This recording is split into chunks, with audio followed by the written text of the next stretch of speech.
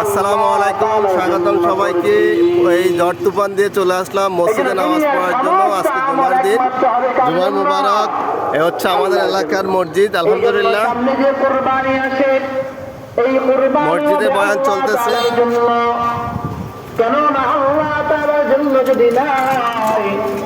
যদি আপনার জন্তুর দাম যদি লক্ষ টাকাও হয়, তাহলে আপনি এই জন্তুর বিনিময়ে আল্লাহ তাআলার কাছে কোনো আল্লাহ তাআলার নিকট কোনো প্রতিদান পাবেন না। আর যদি জন্তু যদি আপনার ছোট হয়, যদি নিয়ত হয় একমাত্র আল্লাহ সন্তুষ্টি অর্জনের জন্য, আল্লাহর হাবিব সাল্লাল্লাহু আলাইহি ওয়াসাল্লাম বলেন, আল্লাহ তাআলা এর বিনিময়ে, অর্থাৎ আপনি যে জন্তু কুরবানি করবেন, এই জন্তুর গায়ের মধ্যে যে পরিমাণ পশম আছে, আল্লাহর হাবিব পরিমাণ বাতাস হচ্ছে, এখনো বাতাস, ঝড় বাতাস হচ্ছে। প্রতি পশমের বিনিময়ে আল্লাহ তাআলা একটি করে আপনার আমল নামার মধ্যে লিপিবদ্ধ করে দিবেন।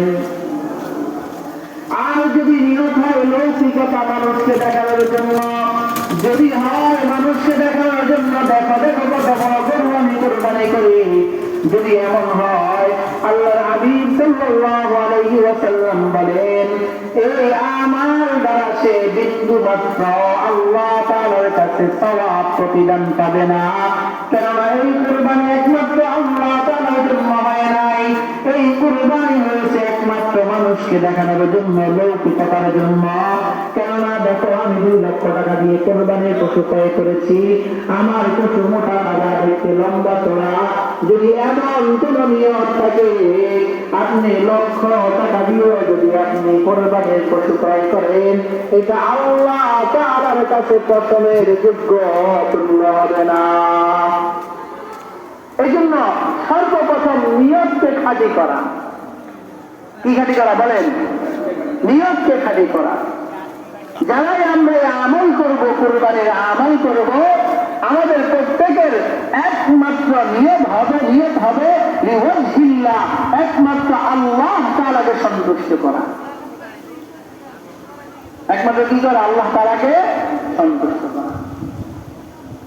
এই জন্য কুরবানি নয়, শুধু প্রত্যেকটা আমল একমাত্র কার জন্য হওয়া চাই? আল্লাহর জন্য হওয়া চাই।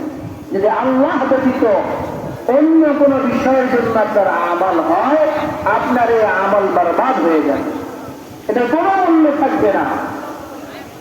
এই জন্য কোরবানি যেহেতু আমরা সামনে দিব, বিশেষ করে এই জায়গার মধ্যে আমাদের দিলকে বুঝাইতে কঠিন হয়, দিলকে মানানো একটু কি হয়ে যায়? কঠিন হয়ে যায়। যে বাচ্চাগুলো কি মনে করবে যে আশপাশের আমাদের প্রতিবেশীরা কোরবান দেয়, কিন্তু আমার বাচ্চারা কার মুখের দিকে তাকাবে কোরবানির দিন। এই জন্য